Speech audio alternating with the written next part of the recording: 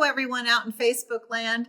Welcome to today's episode. I'm Chris Williams. I'm part of the Let's Paint with Plaid team here at Plaid Enterprises. In the studio today, we are going to do some really fun things. But before we begin, I'd love to recap a little bit with you. The Let's Paint program started last year, and you may remember painting along with Donna Dewberry to paint the Flower of the Month creations. This year, we're doing a Wreath of the Month. And many of you have been painting those wreaths, and we're so thrilled to see that you are enjoying our program. I'd like to recap a moment and just share with you some of the surfaces that we're doing. You may have already seen this round wreath shape with noticing two holes that you can hang your wreath from. It's perfect for hanging on a front door or over a mantle in your home.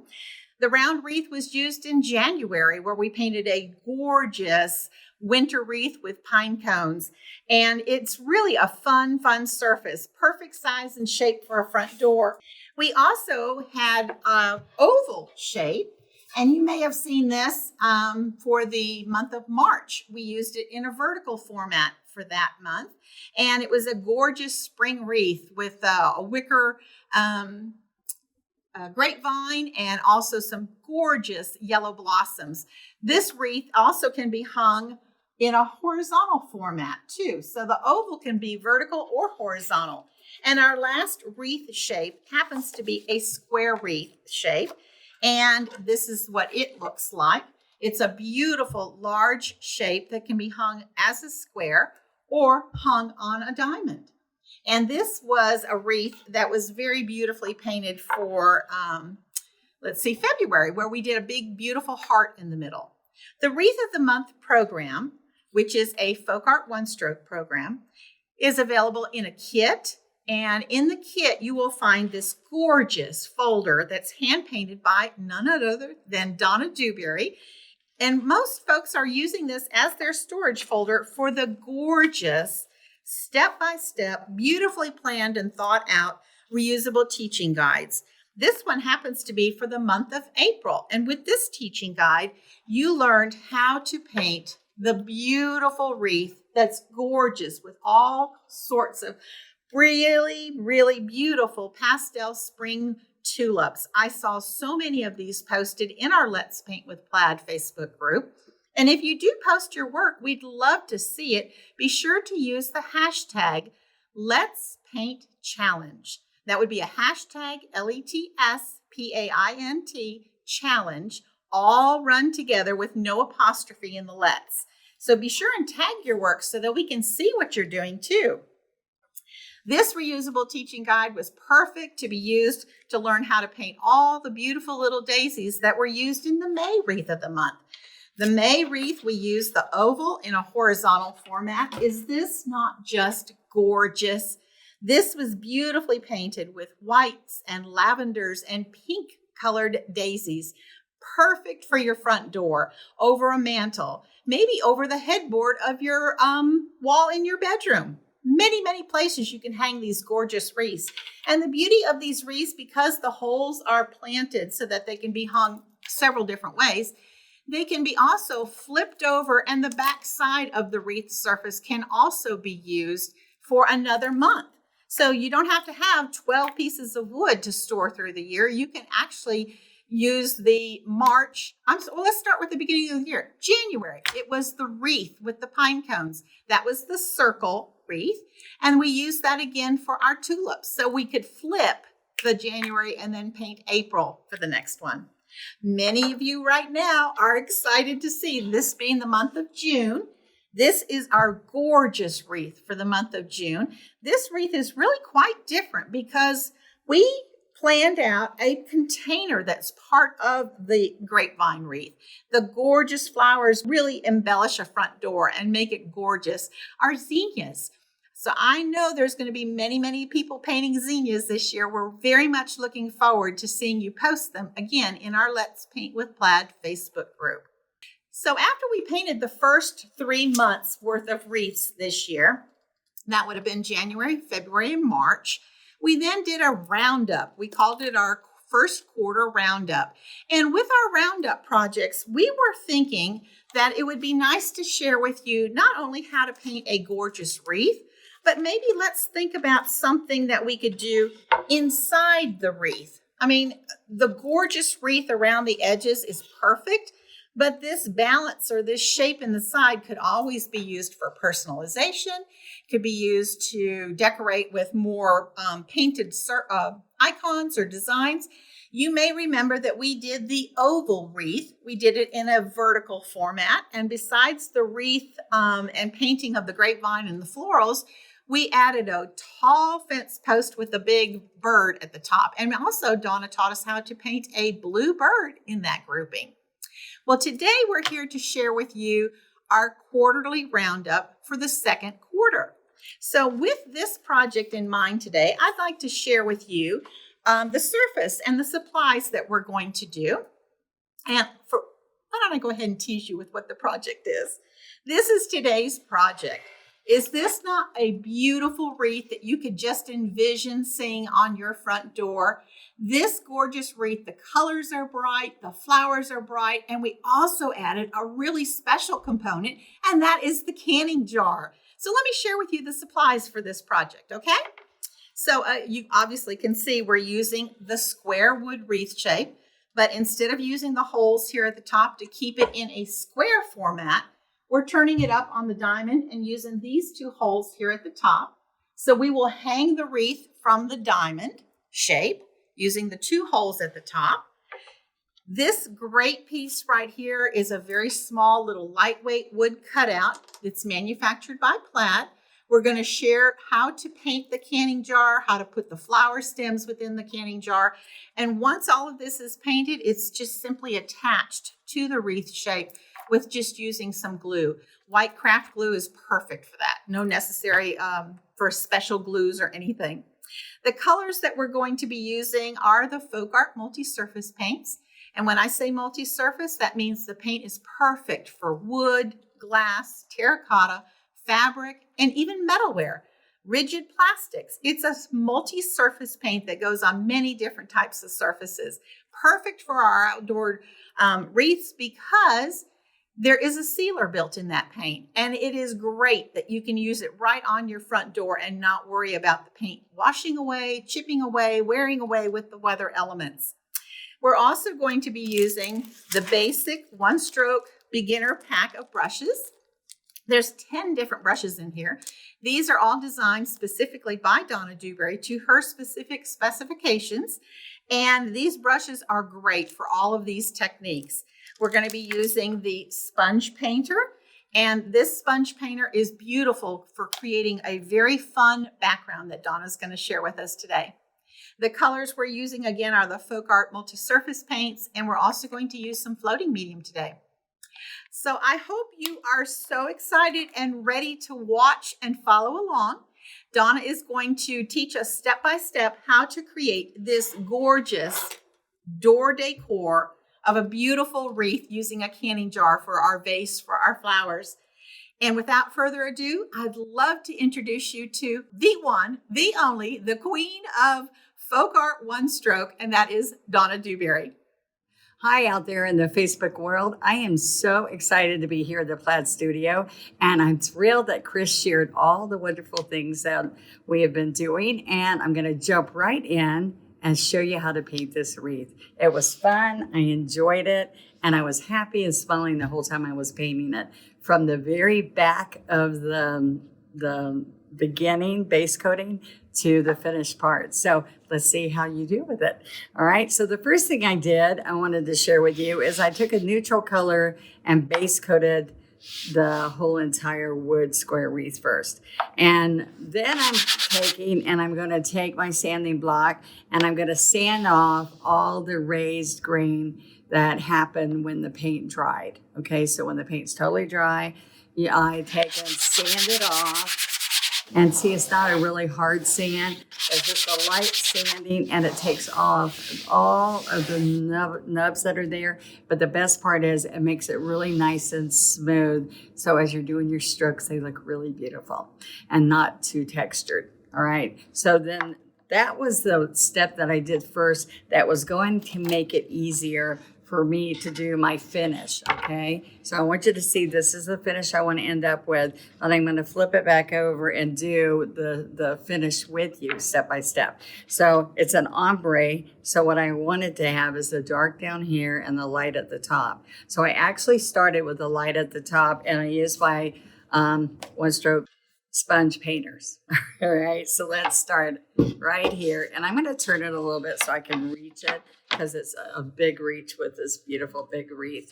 All right, so I'm going to dampen with my fingers my painter sponge, and I'm going to pick up white, and I'm going to start doing this movement just like I would do with my paintbrush, with a large paintbrush. This is just going to give you a nice blend, and it's going to go really nice as you go. It's going to cover bigger areas. So it's like a little quick hack on how to do that slip slap motion with your 3/4 flat. But you can use that too if you don't have your sponge. All right, so now I'm going to start picking up a little bit of my teal. So I use titanium white, and now I'm using our teal color. Now, I just picked up a teeny bit first, and I want to probably get some white at the same time because I want to see it gradually turn to the darker teal. Now, I'm going to keep coming in here and picking it up and going back and forth and moving your sponge. Okay, so I'm going to come down here and blend this in a little bit with the part of the sponge that has no color on it. So see how you get that nice blend? All right. So it's a nice transition of color, Donna. Oh, yeah. So the thing is I love, Chris, that they can take and determine how dark they want to get or how light they want to get. Even how gradual a change. Yes. They could do, like you're doing now, very faint and then another transition into a darker color. Yeah. Or they can go immediately from light to dark. It's really a personal choice as to how much of a severe ombre or a light ombre they want. Right. And so what I want you to know, though, just think about this. If I'm doing white daisies, which I put quite a few white daisies out there, you do just think ahead. You do want to have some darker shades where those daisies are going to be. So that made me end up coming up a little bit higher in some places.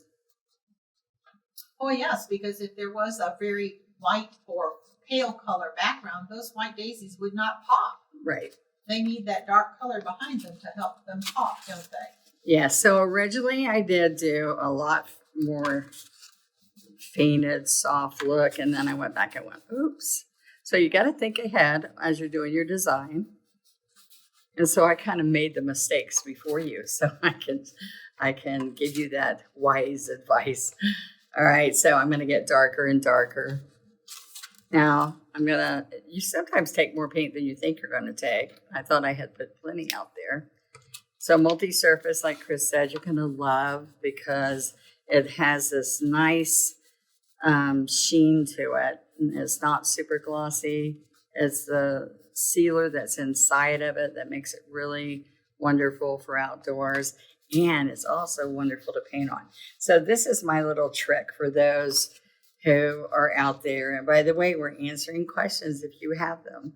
So if you're out there and you make a mistake and you're like, that is not a pretty stroke. Let me tell you guys, the wonderful thing is that this has this nice finish. So as this dries, you might want to let it dry totally before you start painting, which is the right thing to do, actually. Then what's going to happen is if you do a stroke you don't like, all you have to do is take a damp paper towel and wipe it right off because the sealer will let you wipe it right off. One thing I like about the multi-surface paints, Donna, is the finish that it dries to. It dries to a gorgeous satin finish. It's not matte. It's not a high gloss. It's a beautiful satin finish. Yeah, I wasn't sure if that was the proper term for it, but it is. I was going to say satin, but sometimes I'd say semi-gloss, but the satin is what I like. Yeah, it is a satin finish, and it's really nice. It's yummy. It's really good. And used to, with the regular acrylic paints, we'd have to put a nice sealer on it to bring out the richness of the color. Now, if someone at home wanted to paint this along with you, Donna, and let's say they did not have a one-stroke sponge painter and they were using their 3/4-inch flat brush, would they use like a slip-slap technique of applying the paint and creating this ombre effect? Yeah, I was saying the slip slap I'm doing with the sponge was mimicking our 3/4 slip slap that we normally had done through my projects. So it's the same thing, slip slap, slip slap, slip slap with the brush, but you're using both sides of the brush. So you don't want it to keep you from jumping in on your project. Now also what I did was after this dried, so let me show you really quick. Okay, you would just slip slap, slip slap. One side, the other side, one side, the other side. All right. The sponge just goes a little bit quicker and it didn't increase the look enough that I worried about it. So I went ahead and used a sponge. Okay. And let's suggest too that maybe people would add the paint on the cut edge of the wreath as well so that the raw edges are not Yes, unfinished. you can see I did that at the end, but what you wanted to see is that you're going to make sure that when it's white, you put white, and when it's just teal, the wicker white or the teal, you're going to do that. Okay, so this is dried a little bit. I cleaned up my workstation, and I've base coated my mason jar with 2 coats of titanium white. So I'm all ready to lay out my design. So I want to show you a quick way that I kind of laid this out. One aspect of this is determining if it's straight, and these little scallops help you to get it straight. Now, one thing that I did before I glued it on, because as we're painting, we might want to hold this and not have it glued down yet. So I want you to see, I've taken my chalk, and this is just regular chalk, and I've made a mark because I want to see where my stems are going to go. All right, so that's just basically where I'm going to glue it. And then I decide where out here I'm going to have my stems, and I want to make sure they're inside the jar. That's the most important thing that you're going to decide at this point. So I just did the mason jar so you could see that. And now I'm going to get my paints to start doing my leaves. Now you can go to your worksheet and you can practice the different leaves that are on the worksheet. This is a zinnia worksheet. And so mostly I wanted you to see how to build a zinnia, but there are leaves here that you can practice that I'm doing, okay? So we're gonna take and pick up, I've got my paints already here. I want you to see on my double loader, all right? So what we have is the 2 greens. So I've got happy green and sap green. I'm going to use my titanium white and sometimes even some yellow in the leaves if you want to. But I have my floating medium ready. I do have my yellows, which we'll talk about those a little bit later. But I'm going to use my 3/4 or my 16. So we have in this set of brushes, we have the 12 and the 3/4. So let's use those. All right. So I'm going to dampen my brush, lay it on the paper towel, and I'm going to pick up my first paint. Now, so what's going to happen is I want it to not be really dark because everything was bright and pretty. So I'm going to pick up a little bit more of the happy green. And so I go back and forth to pick it up, splitting the brush slightly. And then when I come here to work it in, I no longer split the brush. Do you see that? I'm picking up. You know, Donna, a good tip here to share with everyone is a double load does not always have to be half and half of 2 different colors. Right. So you will hear me sometimes as I'm teaching where I say 1/4 of the sap green and 3/4 of the happy green instead of half and half. And that's a good point. And also, a double load doesn't always mean just 2 colors. Sometimes we're going to multi-load. Like Chris said, we can pick up alternate colors. I can either go right in here to lighten it. See how it just lightened it a little bit more? So that's a good point to share with you guys. All right, so the first thing I'm going to do is I'm going to take and imagine you're going to have stems inside the mason jar. So what I'm going to do is I'm going to remember whatever follows, the color that follows when I'm doing my stems is going to be the predominant color. So if you're on a really dark surface, you need to follow with base coating, you need to follow with a lighter color. But since we're on a light color, we can let the sap green follow. So I'm going to touch, tip slightly the front, and my little finger is going to help me get this to where I want it to go. Now, I have a little trick I like to show you. One thing I do is if I know exactly where I want a flower to be in between flowers, I would start up here and pull down, but usually I have this kind of growing out of my pot. All right, so I'm going to keep coming over here, picking up, and I might even get a little bit of medium so it continues to move smoothly, but since we had this nice finish like we talked about. And Donna, for beginners out there, the amount of pressure that you apply on those brush bristles when you're on the chisel edge there will determine the width of the stem. Very light pressure is going to make a skinny stem. Right. And heavier pressure will make a thicker stem. And also, when you're trying to maneuver, lots of people will come out here and they will turn sideways. You've got to follow your hand. Your brush has to follow where you want to go with the whole brush. So this ferrule is following. You can't have the ferrule going this way and sliding the bristles. So when I'm here, I'm not putting a lot of pressure, guys. I'm ever so lightly lifting the front, and as I come around, I can curve it, and I would go slow right there so it doesn't get heavy light. And if there's a few heavy ones, don't worry about it because we're going to put flowers in. That's where if you go, that is just really ugly, I don't want you to wash it off. I want you to decide to put your flower there or put a leaf there. All right. And that's so important too, especially for our beginners that are watching us today.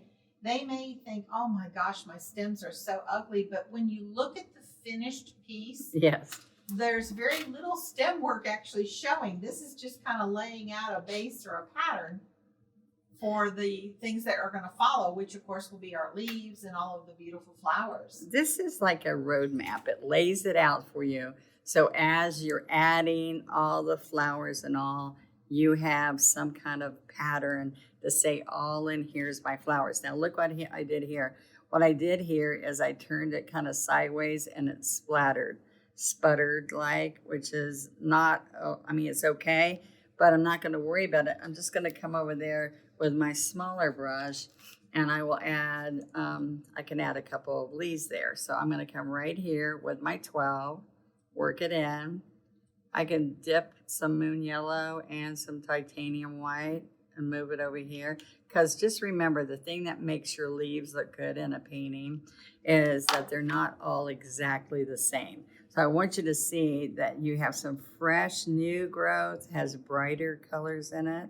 And this is on your worksheet. This is the little slider I call one stroke leaf sometimes. And one stroke you blend, shade, and highlight. Okay, but we slide them because they're just really easy to do it that way.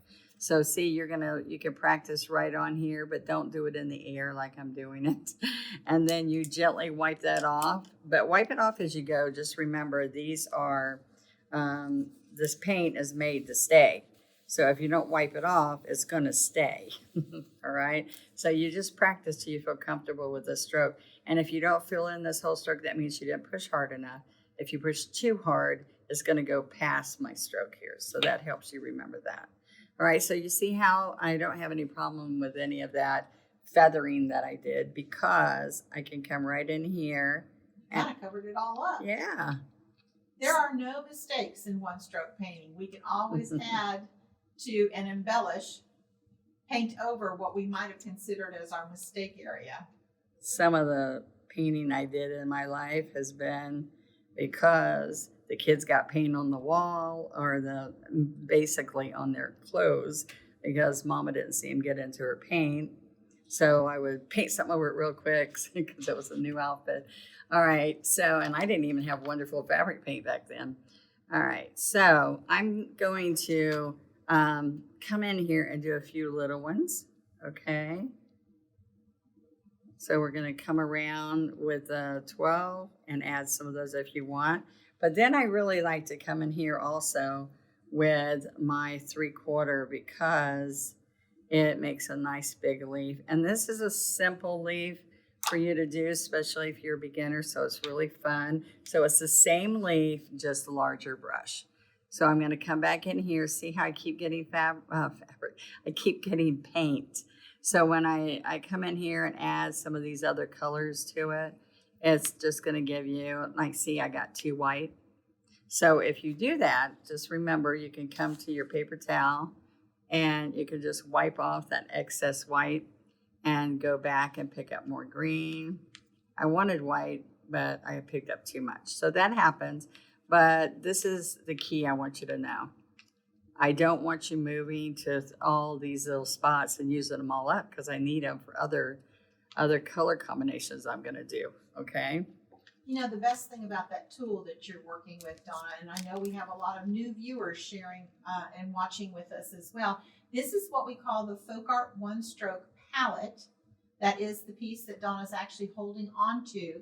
The center segmented piece that looks like a little plate with little sections, that's called the one-stroke double loader. It fits perfectly inside the palette, and it's so great for beginners because you can see, as Donna's been showing you, how to properly load your brush, making sure that you do have that double load blended within the brush by blending and stroking in the section that she keeps going back to and showing you.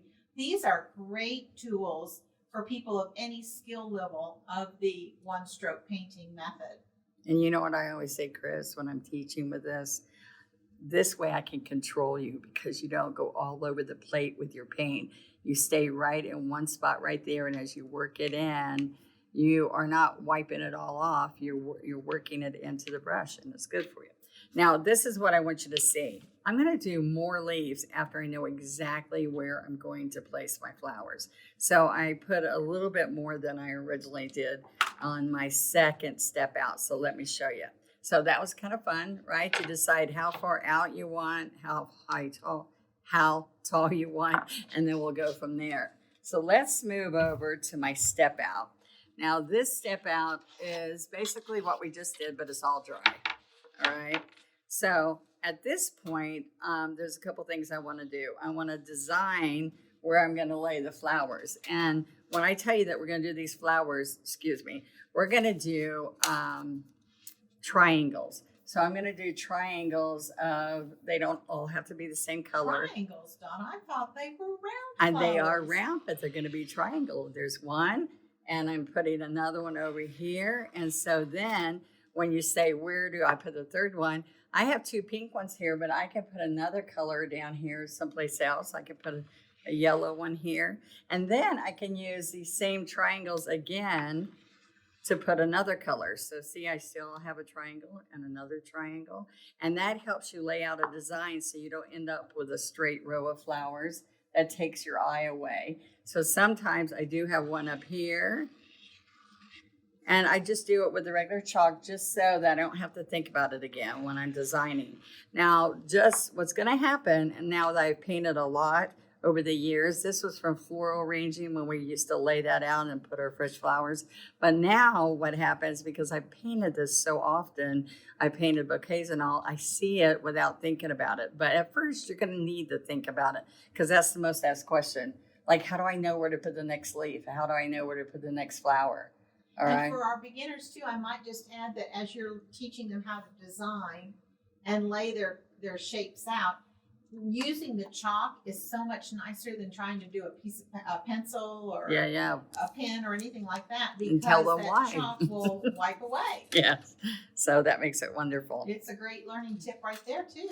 Okay, now this is important. I just got a touch of this blue on there, because aqua teal, because I was touching it with my hand. But I want you to see that I might go and clean this all up again. What I like to do is it's got a burnt like edge on purpose so that you don't have to base cut the side. But on this design, I want all the side done also. So with the titanium, and then this is going to be glued down after all my painting's done. Okay. So let's go to this piece next, because we're going to take some teal and we're going to make with floating medium and make a waterline for our, can we look up here real quick? I want them to see that right in here, I have a back waterline. So there's this, the oval. So you see the top of the water. And sometimes we do that at the bottom too. But on this pretty piece that of wood, you don't have to have that. But see this oval? So what's going to happen is we're going to put this back one. And then we're going to put the stems in. Then that has to totally dry. That's why I want to do this step now. And then later we'll come back and we're going to float this on top of the stems. So it actually looks like it's in the water. But there's steps that you can't skip. You can't skip the back one and you can't skip putting it in. And I also have it going in between these two spaces right here. Okay, right in between there. So let's just do that right now. So what we're going to do is we're going to take, this is the teal. I'm going to pick up floating medium. I'm going to grab a little bit of teal. And I do want to put this on my foam plate so you can see really well. So I'm going to work it in. And I have a little bit too much medium there, which is better than not enough. All right. And so it's a very light stroke. Now what's going to happen is we're going to do this. See it faded away? I need a little bit more. And that's going to be the back. After the stems, we come around and we do the front. All right, but it still needs to be a little heavier than that. So all of that is controlled by the medium that we use. So the medium helps me move it. See, it moves it. And that's FolkArt floating medium that Yes. you're working with. Yes, it's wonderful. It comes in 8 ounce and 2 ounce. And after you use it a little bit, you're going to want that 8 ounce bottle. It's fun. Okay, so I came down just a couple of fingers, maybe 3 fingers down. And I want to put this so I can see it straight. So I'm going to come right here and curve it. Now, don't do this too much. And then if it's too high, it won't look normal. All right. And because this is a blue jar, oh, it might not be a blue jar. I just put a little reflection up here. Okay. Now I'm going to stroke the white back over this when I'm all done is what I was trying to tell you, to make sure that it's a really nice clean look. Now see, that's all I have to do. And now I'm ready to come in here and get my green again. And again, that's happy green and sap green with just a little bit of titanium white. Chris, don't you love that happy green? It's nice. Oh, that happy green is a new color this past year. I am in love with it. I love it just a little bit more than citrus green. And it's just a little bit happier than citrus green, I think. Okay, guys. Now, I bet that goes really good with all the Christmas you paint, Chris. Yes. Yeah. Okay, so my table keeps moving around on me. I'm sorry. Or I keep moving my table, one of the two. All right, so let's look at this. Now, I'm going to come in here with the stems. And the key with stems is that we're going to come here and we're going to make them look here.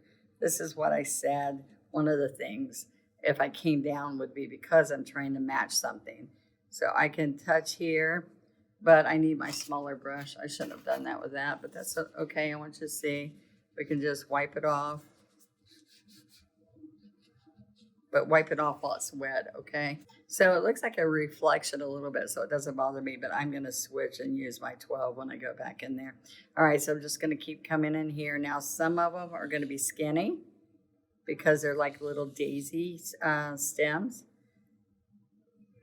And you can hit some of these where they're almost to the bottom, but what's important when you do this is some of them are thicker stalks. So I touch, lean, and then pull. So it looks like it's cut. And just don't do them all at the same length because you put them down into the jar, okay? I think a key here too is that they're not just straight soldiers all lined up like straight pins or straight knitting needles or something like that. Yes. Think of a flower stem that kind of has a little bit of movement or it has a little bit of a curl to it or a very soft sway, if you will. And another thing that people do is they have artists when they're painting, they'll have this coming out over here. Well, it wouldn't go, the jar would have to be broken for it to go through there. So don't do that. And also, don't don't put leaves inside here. It usually doesn't look as good because we take those off when we're trying to put them ourselves. Okay, so that's good. Just have a few skinny little guys in there. All right, so far that's fun and easy, right? Now I'm going to come in here. It's easier to come. I'm going to take that little bit off, but remember I want to repaint that white. But I'm going to come right in here with my 12. Same situation. I'm going to come in here and get good paint. Work it 2/3. I don't know if I've said that yet. I want the brush 2/3 loaded, at least 2/3 up the brush. All right. And then you want to make sure that we have these little steps in here. You're going to I put ribbon. So, which covers a lot of this woven in between these little notches. But it does look good to just kind of have this back here. Okay. Yeah, the little trim that we added on ours obviously is optional. We used a little baker's twine. You could use a ribbon to tie around the ring portion of the jar. And Chris will tell you, I didn't really like that twine too much. I went, ugh. And she said, well, let's get it anyway. Let's try it. And it just really added to the whole piece.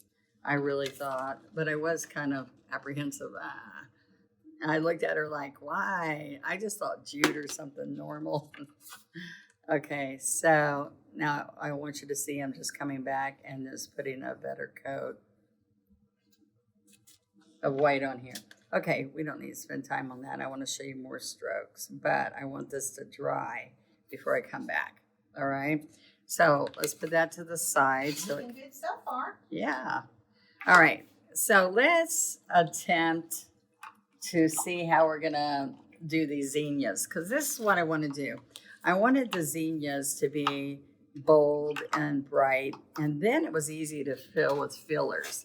So there's plain little daisies, there's layered zinnias, and I just chose a different color palette than the one that we originally did for the zinnia for this month, right? And so what we're doing is you can push harder, lighter, lighter, lighter. So you can make them any shape or thickness that you want. And that's the fun of it. So you can practice here, see if you like the colors, and see how I do my blend so that you know which color I'm trying to achieve.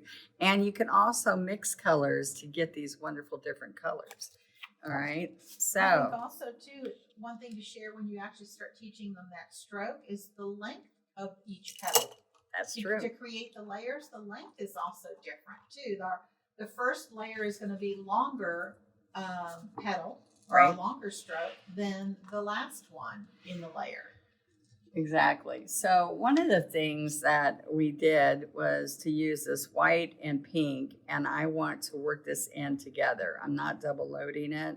I was trying to make a pretty pink, and the white, this bright pink, and the titanium. The titanium is it's like a pure pigmented titanium white is, and then this bright pink is more like a transparent, really transparent. So I made a nice amount of a pink that I thought would be pretty. But what I am going to do later is come in there and make the next layer that I put around here more pink than white. Okay, so I'm going to start here, and I'm going to touch down the front corner, the corner closest to me. I'm going to push down, and then I'm going to pull. So I get adjusted right here after a couple of strokes. See how that makes a nice rounded tip? Okay, so one thing I think as I'm coming around, just so I can lay it out better, is I do the 12 o'clock, the 3 o'clock. See how wide that gets? The 6 o'clock. And then the 9 o'clock. Now, what's happening with these is because I'm pushing this corner down first, then when I push it down, it makes a big rounded in along the outside edge. You see that? Big rounded petal. Then I'm going to come in between. See how that got too much paint on the brush? So now I can come around and pull it in. Now on some zinnias, I like to make them really, like put 2 in here so they really touch each other as you come around, because you're going to do all the different layers that we talked about. You know, another tip for our beginners out there, Donna, might be to share that they could still at this point in time pick up their chalk and kind of find the center of their circles and just put a chalk marker, an X mark in the center, because all of your strokes are all going towards the center of your flower. So for a beginner, so that the flowers aren't lopsided, they might find it easier just to dot the center or put a little X in the center. See right there? Then you know where you're going. Yeah. There you go. That's a great tip to share with beginners. Yeah, that is a good tip. Thank you. Okay.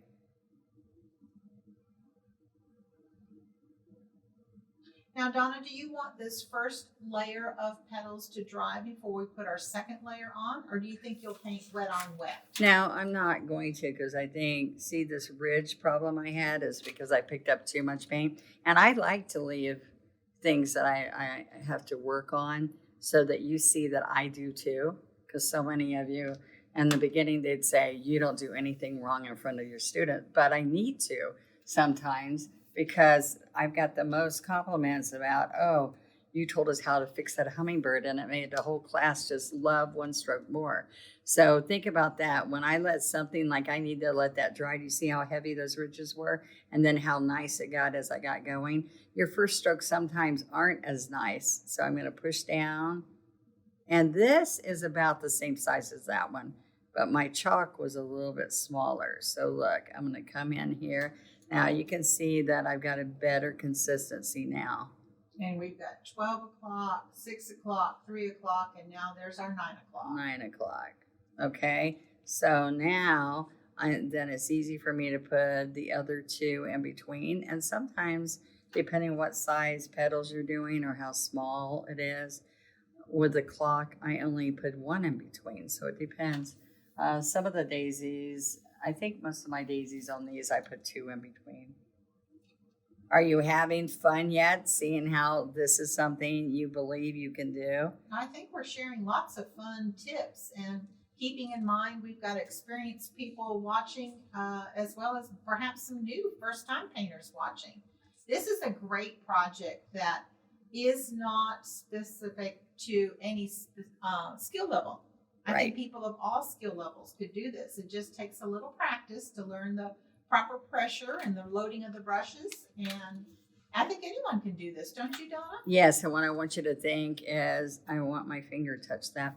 I want you to think, I have a tendency to just want to barrel through it and not let things dry and not pull out a blow dryer or anything. I just want to keep going. But what I want you to see is it's okay to let those dry. You're going to get a better stroke on top. And I see many of you who just muck it up, and like I did in the beginning, by continuing to work on that flower. But this gives us an opportunity to, let's skip to another flower, another colorway, so that we can give that a chance, all right? Well, and another thing that's probably nice to point out to everyone that's watching as well is that because this is a large surface, it can be done in just a couple hours time frame, but it's also nice that it could be split up. We all have busy lives, and you know, young mothers out there that might need to tend to children. Maybe you just do your background one day. Maybe you do your design and get your leaves in one day. Maybe another day is working on the flowers and then finishing it up with daisies. I mean, it can be broken down in stages, and it doesn't have to be all at one time. That's right. Now, you saw me, I mixed the moon yellow and white to get that color. I have a section there of that. Now on this one, I'm going to touch, I'm going to lean slightly, and I'm going to lift as I come to the center. All right. And that was the titanium white and moon yellow. Yes. All right. So I'm going to touch, lean, lift on my 3 o'clock, and I'm barely touching, more like a daisy stroke. But this is still a zinnia, but some zinnias have small little petals, but layers of them. So now I'm going to come here, and because I'm doing little, I'm going to end up doing 3. Remember, I did 2. Sometimes I told you could do 1. But let me show you a little trick for doing multiples inside here. If you split this in half by doing 1, then what you would do is come here easily and get it centered nicely. All right. I just started and went 1, 2, 3. But if you and that comes with practice. Yes. How many zinnias and daisies have you painted in your life? You know the spacing. Yeah. But for beginners, it's always nice to use the face of the clock, and you'll always have an even petaled flower that way. And I do this little trick's fun, even when you're doing like a picket fence. I do the outside and then 1 in the center always, 1 in the far outside. And then I do this. I come in between the fence, and then it's easier to put the other fence panels in between there, the pickets. So 1 in the middle, and then divide that. So doesn't that make it easy for you? Now, people that have many, many artists as they're starting say, oh, daisies are hard. I'm telling you, daisies are real simple if you do a few of the techniques and tricks I'm showing you as we paint our white daisies today. You will see that too. So I hope you're enjoying Wreath of the Month as much as I. And the thing I'm loving is that so many people have told me that, first of all, either they didn't know about Flowers of the Month, or they decided, well, I finished my wreath. Now I'm going to go back and do the Flower of the Month because I never did that Flower of the Month. So it makes you 2 wonderful lessons in 1 month. All right. And plus, we have lots of other artists doing different projects. Okay, so I made some more yellow just because we're going to need it later, but I'm not ready for the yellow now. I'm going to do my first petals on these last 2. I know there's 2, 2, 2, but when we add all the other colors in, your eyes don't catch that there's only even numbers. All right. Well, your titanium white daisies are going to be a nice filler to with yellows and all added to it. So it's not going to, you do see 2 pink, but then we're going to add some pink into those. So I don't want you to think we're not going by the, this is why I tell you 5 or more, your eyes don't catch if it's even or odd. So that's one thing that helps you. All right. So I've got some color in this white I didn't want because I didn't use it for leaves and all. So I'm either going to get more white or I'll start using this. Now I want you to see I'm still using the 12 flat. I don't think I told you all that while we were doing the flowers, but I did use this brush earlier. So I'm going to take and make this a little bit bigger than I did on this chalk line. And it doesn't matter where I start the clock. It doesn't have to be straight up on here. But if you lay out the clock idea, then it makes everything easier. So now we're going to do a couple of these. And most of the zinnias are going to have at least 3 layers. All right. So, and after you get comfortable with this push, lift, stroke, you're going to be able to move quickly through this and have a good time while you're doing it. All right. And then you don't have to you can leave little gaps there because the second row of petals can go in between that gap there. And all this doesn't matter because we're going to fill that in with different layers. Push, lift, push, lift. The other thing people are nervous about, touching another flower. It's okay. That's how it is in nature, to touch another flower, petal. All right, now on this, it looks like I almost need a couple in between here, which you can do, or you can push harder.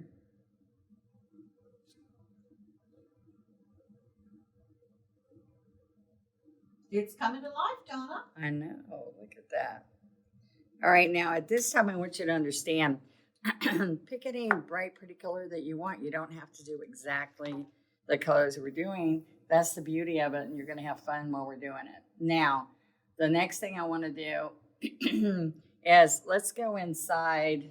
Are we dry? I still want to wait on these guys. So let's go inside on this one, and it's a little bit different. And we're going to use the moon yellow more.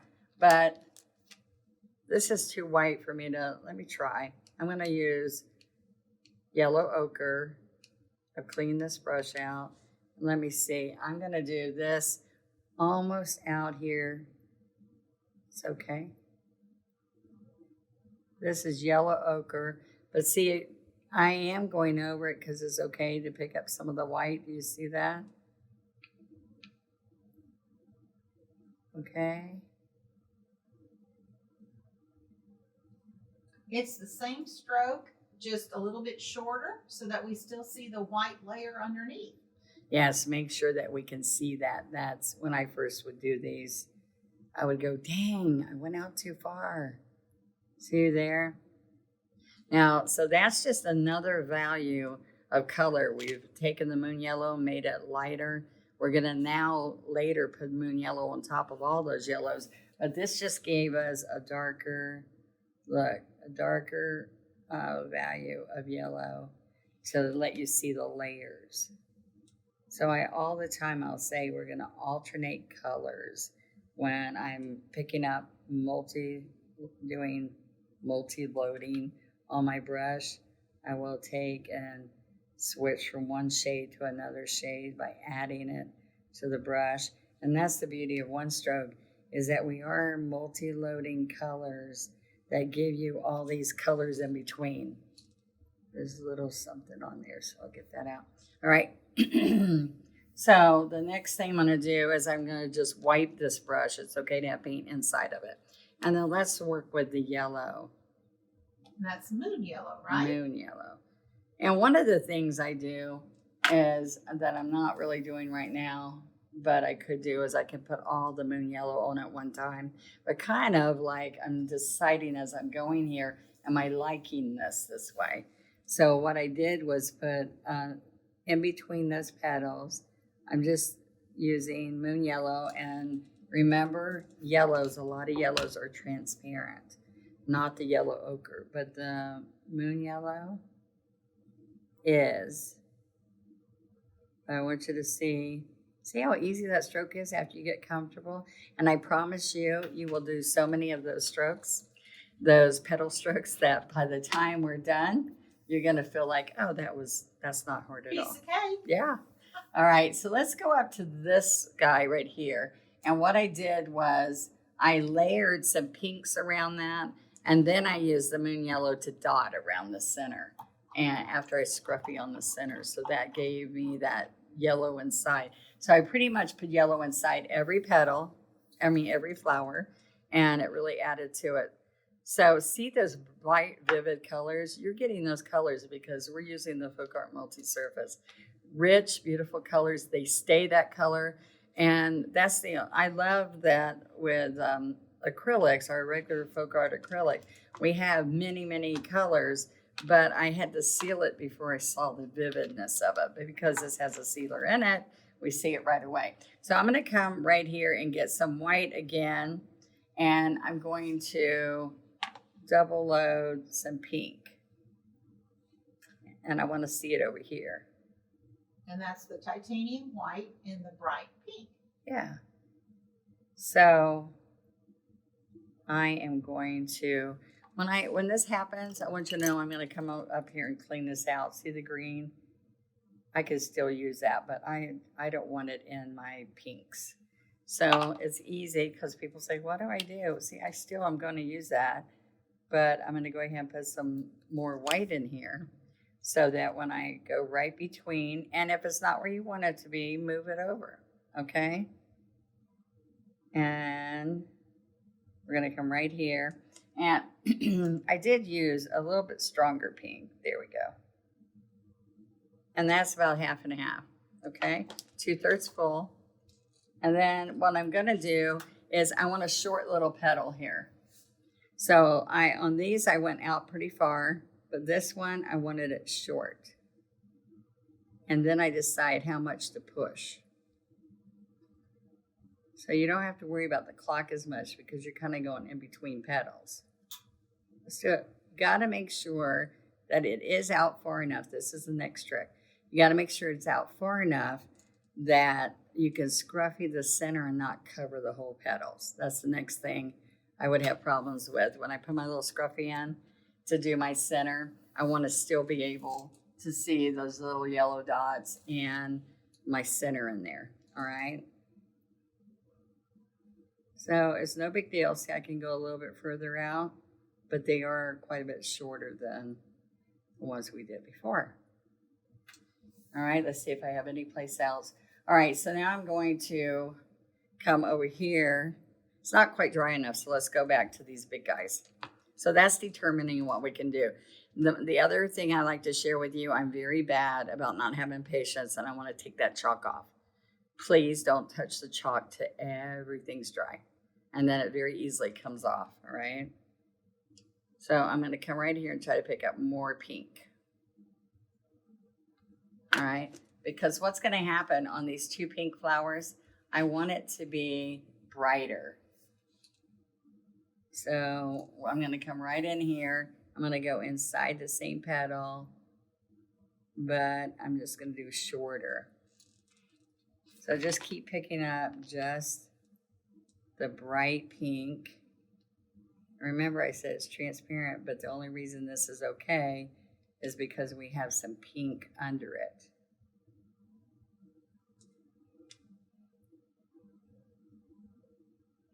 And little things like this, doing extra layers and extra strokes, you don't appreciate them, and just like the zinnia, until you get it all done and you just go, look at that, I did that. You know how many people said, oh my gosh, the zinnias are like the prettiest wreath you've done so far. And I always love like the January wreath a lot, and some of the Christmas wreaths and all. But when they said that about, did you hear them, Chris? Numerous people said, oh, it's the prettiest wreath you've done so far. Right. I hope many people are painting the zinnia wreath, the June wreath of the month.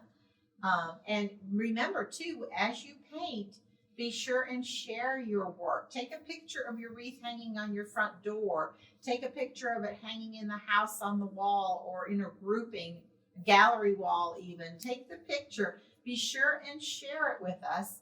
Post it on Let's Paint with Plaid Facebook group. And be sure to use the hashtag Let's Paint Challenge. We can't wait to see all your work. And you know what? By hashtagging your work, it might even be shared by Plaid. So be sure and share it, and let us help share it for you. That's good. I like to share it. I always go put that on Let's Paint when y'all put it on my site. I said, put it on both sides. All right, so I'm going to come in here, and I'm going to put the pale pink in here. And it is dry enough. I was worried it's not dry enough. But we do... Yeah, I'm going to wipe it off a little bit if it picks up. See, so I want some pink in here, and it's just a light pink. And if somebody doesn't have the patience to wait for the drying for the layers like you're suggesting, they could always use a heat gun or a hair dryer. Yeah. We often refer to them, Donna, not hair dryers, they're paint dryers. Oh, paint dryers. Okay. And I usually have to silence mine in my lessons when I'm using the dryer. See, it is picking up a little bit of the gold, but I think y'all can still see it enough to be happy. All right. So now what happened is I led with the pink. So if I turn it around and lead with the white, see how the pink shows better? Just little tricks that make a difference. So I lead with the white, and then my pink stands out more. But I did, see, I'm double loading. I'm picking up the pink and the white. There you go. All right. So you have different shades there. Say, oh, they're looking pretty. Look at that. All right. So now I want to go back. I've got all my pinks in. See, I like to do that so that I'm not going back and forth with the same colors and reloading every time. So I'm going to come back in here with my yellows. And I did take this yellow because it has some little bit of white on it. And then pick up my moon yellow. So that's the light yellow I made, and then I'm picking up moon yellow. And the light yellow was made with the titanium white and moon yellow. Yes. And now you're adding a little bit more moon yellow. That's right. Okay. So, because I wanted a little pastel over here in these big pink guys, and then I had a little bit of pastel there. So this is the key. I am not letting it dry. All right. I am jumping in here with the bright yellow. Ooh, it's pretty. Isn't that pretty colors? But to get it absolutely precise, let it dry. As I said, I have no patience. Here I am. Sometimes I have no patience because I want to see how pretty it's going to turn out. What about you? Oh, I think it's really nice. And I love the background of the teal and the ombre up to the white because think about this. I have a gorgeous red door. This would look beautiful. Oh, yeah. That teal against the red on my red front. This might be following home with me, Donna. Yeah, because we got two of them by now. So sometimes I'm like, ooh, I'm going to take that one home. And it's got to be used for some kind of advertising or something. I'm like, dang, I thought I had that all worked out. Well, and with that in mind, too, if you have, let's say you have a teal color door or an orange color door. Many people are doing the bright, fun colors on their front doors now. You can always change this teal and white background to be a complement to your own personal doors. Even I've seen people even do the rust and browns and tans, you know. All right, so I'm going to come up here to the sky, our last one here. So I can't wait till you get the centers in, Donna. I know they really make a difference. So there's little tricks we're doing to show you different kinds of centers. And I'm putting all of those types of centers all into one wreath. So let's get our small scruffy. All right, so we got to fluff this scruffy. That's the 1/4 inch scruffy, right? 1/4 inch, that's right. There's the 3/4 and the 1/4. This is the smaller of the two. And I know you think you're damaging it. And if you don't want to do it in your hand, you can do it on a paper towel. All right, so we are kind of like fluffing it. It's not wrecking it, it's fluffing it. And so you know how a makeup brush is kind of oval? So that's what we want. And we're going to use this dry. All right. So this one I'm going to do, I do show you the centers right here on your teaching guide, how I made those. All right. So I'm going to pick up a little teeny bit. You hear me? Tap, tap, tap, tap, tap. Tap, tap. Okay. So I have a little bit of dark just on one little edge. And then I'm going to come right here. I did not use green, did I? Nope. I think it was the moon yellow and the sap green. Okay, so this is a good example. Okay, so I wet it, squeeze the ferrule, get the water out, fluff it. So the heavy green wasn't quite dark enough for my darkest part here. So I'm going to go back. Sorry, I taught you something. All right, pick up some green. Okay, so I was going to do the same thing again. So let's pick up the moon yellow. See, I'm going to go, can they see? I'm going to go to the edge of that puddle. And you said green, you were referring to the darker green, the Sap green. right? So instead of the happy green, use sap green, moon yellow. Moon yellow is more. Sap green is just on the edge. And then I can do it now or I can wait a little bit later and come back, but I like to pounce a teeny bit of white into the yellow. So I don't know, let's see, there we are. Okay, so now this is what's gonna happen. I want the dark on the bottom. So let's go right here first. So I'm gonna tap. Okay, I needed more dark. And for our first time viewers or our folks who are new to FolkArt one stroke technique, let's tell them that this is what we call a pouncing stroke. Yes. Because you're actually pouncing. That motion of the tapping up and down, we often refer to that as pouncing. And if we don't get to answer all your questions, we go back and we review it and we will answer you, okay? I hope y'all are enjoying this lesson today. Donna shared so many different tips and techniques, and right before your eyes, you're getting to see all of the zinnias come to life. It's the centers, to me, Donna, that just really kind of puts the flower together. I tell people, your petals might not be beautiful. Each one might not be perfect.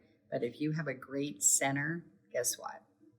Your eyes get drawn right there. Now, what I ended up doing is stopping and doing something. I'm putting the dark in. Now what I want you to see, this is the sap green. Watch what happens. I'm pouncing and I'm pouncing. See, my hand barely turns. So the darker green goes around, and I'm breaking this up, and I'm going to show you another way to do it instead of putting all the colors at one time. All right, so I'm going to take and pounce some of that dark green off. Now I'm going to come back and get moon yellow and a teeny bit of white. So look, then I can tap those, also turning that from left to right. See, left to right. There we go. And there we go. Those, you can tell if you don't see, if it's close to the same color like this, we're going to have to bring more white in there, and I'll do that in just a minute. It's okay here because of the colors.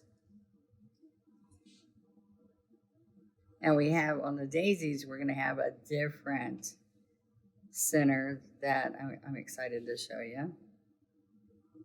Well, we're all going to zip right through our daisies because you've already taught us that petal stroke. I know y'all did a lot of daisies too if you did that wreath of daisies.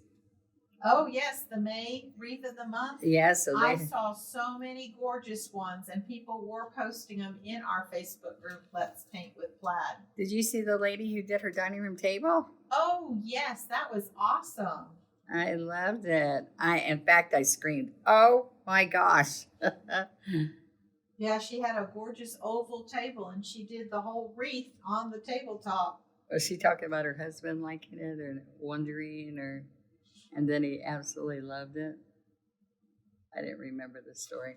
Okay, so you just gotta tap it really lightly and play with it till you get all the colors that you want. So see how that just pops? Isn't that fun? Mm-hmm. It really pops. All right. All right, let's get some white daisies on there, I know. Donna. So white daisies, gonna make you happy. All right, so I am going to just grab pure white, and that's the number 12 flat brush and the titanium white. Titanium white. Okay, so this is what's going to happen. We're going to have the jar right there. So right here, I'm going to do, just if you feel like you have water, you just lay it on the paper towel and watch it run out. And then I'm going to come over here and get more white.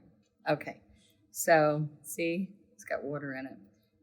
So we're going to pull 12, 3, 6, and 9. And then I'm going to go a couple in between each one of these. Now, what's really fun with daisies is that you can make some really frail, light ones that twist a little bit, or you can make them exact. You see the difference? They don't have to be absolutely perfect. Now, what happens with the zinnias is that they are like exact, like kind of like mums. They're just like nature made them beautiful. With these daisies, they kind of, the petals move around some, so it's kind of nice. So I can come right in here. I'm going to push and pull. Remember, I can come in here and put dots where I want my center to be, and then I can pull from there. Well, and for beginners too, again, they could use your chalk idea and kind of sketch in a small little circle first, if that helps them. Right. They're a little nervous to do the freehand little daisy. All right, so then what happens right here, I'm going to, it's good to make some smaller. Push left. All right, it's okay if it goes behind the jar. Okay, now what I want you to notice, if you get a chance to see some, are they Gerber daisies, the little white daisies? Is that what they're called? Shasta daisy, I think, is the little white ones. These? Yeah, I think those are called Shasta daisies. Well, if you go look at the daisies at the florist shop when you are in a bouquet of daisies at the grocery store, if you look really close at the petals, they have little grooves in the little petals. So when you stroke this with the brush that I'm using, they're little ridges, just exactly. I was so tickled when I saw that the first time because it made them look realistic. It was fun. All right. And the ridges come because of the amount of paint that you have on the brush. Right. And so if you are struggling with this right now, I can promise you, you don't have enough paint on your brush. All right, so if you're out there going, it's not doing me a nice petal, Look To how all of our viewers, I just want to say, are you noticing how much the white has just kind of brightened up our painting? pops. Yeah, pops of color, and then also that white of our little daisies just really ties it all together. Okay, so most important thing when we're doing roses or big petals and all, we're picking up paint almost every single stroke. But I want you to see with daisies, because we're doing little skinny strokes, that we are picking it up about every third stroke. You see that? You're constantly, and you've got to flatten your brush each time, because you can have a lot of paint on here, but the chisel's what's going to be stroking these flowers. All right, so look, let's go way up here. And this is a little side view. Now, I have so much paint up there that it did take away. It got a fat petal on me. And with these little guys, like right over here, watch this. And my hand's in the way. Let me move it. All right, I'll move it off the brush some. I'm going to go really long little strokes. And these are just little daisy petals that are just starting to pop and come open. So we like to hear, tell us your favorite wreath or even your favorite flower of the month that you've done with me so far. We love to hear from you. Well, the June flower of the month was the peace rose. Remember that, Donna? Yes. There were so many people that painted that. That was in a really fun container, and you also had incorporated a little edge of a table on that one. Oh, yeah. I have to go All of the flowers of the month for our first-time viewers or new viewers. That was the program we did last year. All of the lessons are still available. They are free to watch. We still have the kit available as well. But the lessons can all be found on our YouTube channel, Plaid Crafts YouTube channel, or if you visit Plaid's website, plaidonline.com/Let's Paint. You'll see the Flower of the Month program there, and you can click on the videos, which will then directly take you to the YouTube channel, and you don't have to search us there. You know the best part of that, Chris, I tell people, because most complaints I hear with the online lessons is they've got to download it. They've got to store it on something. They've got to figure how to keep it so they won't lose and remember where they stored it. Well, what I love most, and I just got chill bumps because it's such a beautiful program that it is right here on the YouTube Let's Paint with Plaid site, or is it on Plaid Crafts? Plaid Crafts. Plaid Crafts on YouTube. Yes. Yes, so it's all there. Right. They can go get it at any time, and Right. they don't have to download it. They can keep watching it by going back and watching it again. So it's just a beautiful setup. And the best of all is it is free. Yes. Free. And it's Our Let's Paint program features, as we're doing today, Donna Dewberry with the FolkArt one-stroke technique, but we also have a series of classes taught by Andy Jones, and that is from last year. It's a series called Studio Lessons, and he taught us so many different techniques. Andy also teaches our Lunch and Learn program, which is every single Thursday at noon Eastern Standard Time in the Let's Paint group. This week, we just had our very first Tuesday Lunch and Learn, and that's also now going to be every Tuesday at noon Eastern Time, right here in our Facebook group, the Let's Paint with Plaid Facebook group. There's skill builder lessons. There's our Let's Paint Live. That's all taught by Jessie Panuski.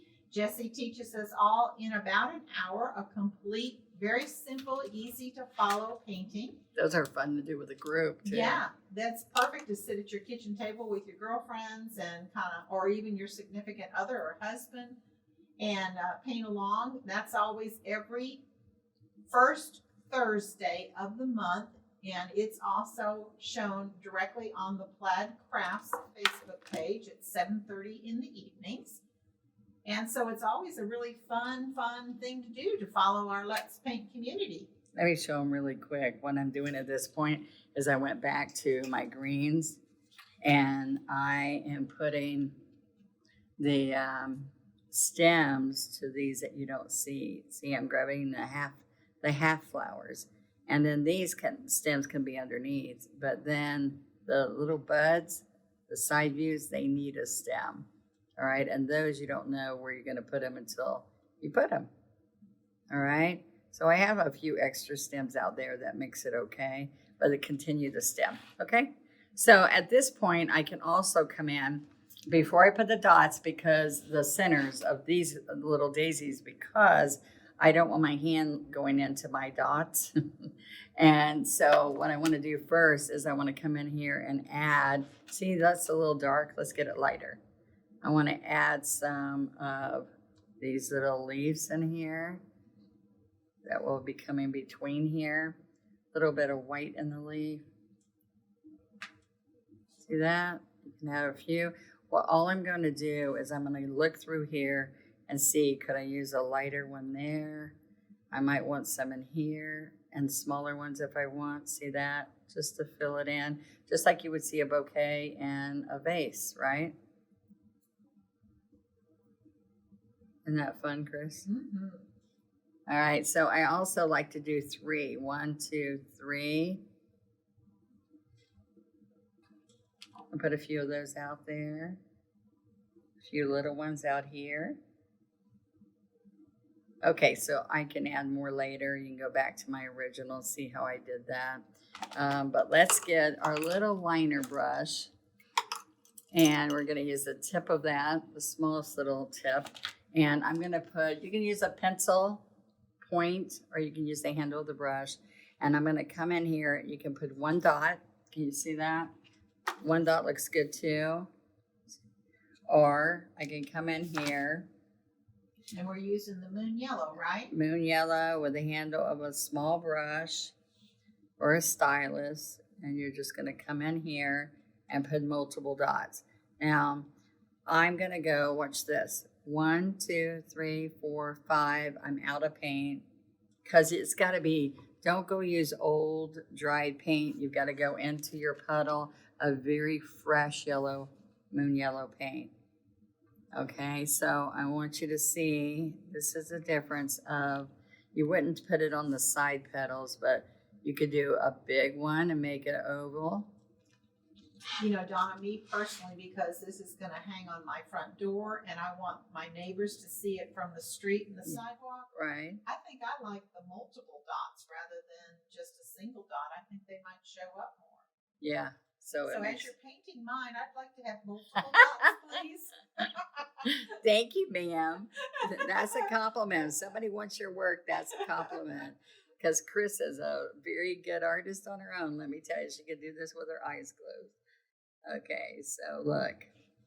All right, I just want you to see, some people like the simple. I like the multiple dots also, Miss Chris. Okay, so now all I have to do to finish our fun project, someday we'll do some butterflies and y'all can add butterflies to it. A little tease. I think you might add a few little curlicues or tendrils too, right? Oh yeah, I did add a few tendrils in there, but I want to put this second coat here. Let's take, and I didn't even see those. Thank you. Just one last little finishing touch, you know? Yeah, and this is the key. Sometimes I usually just use dark green. See, I'm adding water to this. That's your number 2 script liner. Number 2 script liner. Paint down, We're right? inky and make it inky. Uh-huh. But sometimes I use darker. But what I want, because this is a darker teal, I want it to be, I've got too much on there. I want it to be bright and pop on here. So let me show you what I would do. I'm going to hold this brush like a pencil and then put it up to my knuckle. I'm going to put my little finger and I'm going to make a circle. And what I'm going to do is come from here. I'm going to touch here and then my finger is going to do the curl. All right. Now see, I don't think y'all can even see it. So that means it's going to need a brighter, more of the happy green. All right, I'm going to leave that because if somebody walks up close to the door, they're going to see it. But let's come over here, and I'm going to come right in here, and That shows up better, Donna. my little finger. Well, that's a good lesson to show you because you can do, this is what I want you to do. If you're nervous about the curly Q until you're a little bit better, or you feel like, oh, I need more practice, you can take and do a wavy little curl coming out. All right. And I will put another one. Okay. And then let's do, see, I could go darker up there. All right, I'm going to sign this. And I can use that pretty green I just used and sign it over here. Always sign it, and it's even fun sometimes to put the year. So you remember, I'm blown away when I see, oh my gosh, how many years ago I did something. All right, so now to finish up, I'm taking lots of time here, but it's been fun being with y'all today.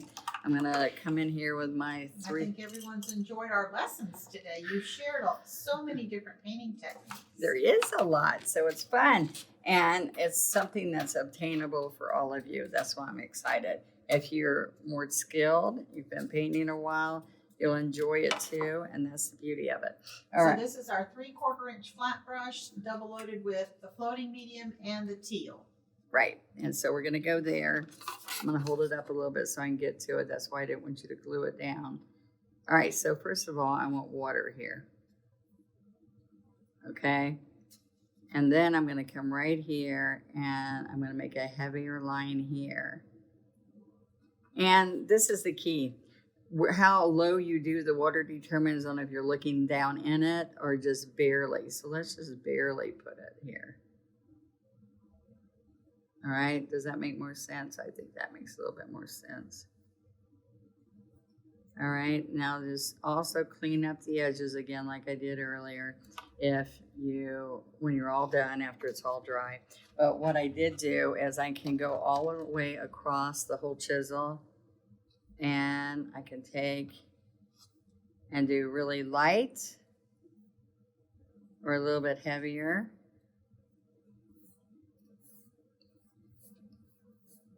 All right, so that just gives you the watercolor. It's a little darker there. The beauty is that you can take some medium and help you thin that out. That's another little trick to show you. All right, and now, so seeing that fun, it brings in the color from here. And this could be a clear jar. It's just picking up the blues from the background. All right, so now what I'm gonna do last. Now it looks like you set your stems inside the... Yeah, they're inside. So now the last thing I like to do is to get a little bit of white, pure white, and I can do a couple things. I can have a little bit of a glow across this is just the light shining on here.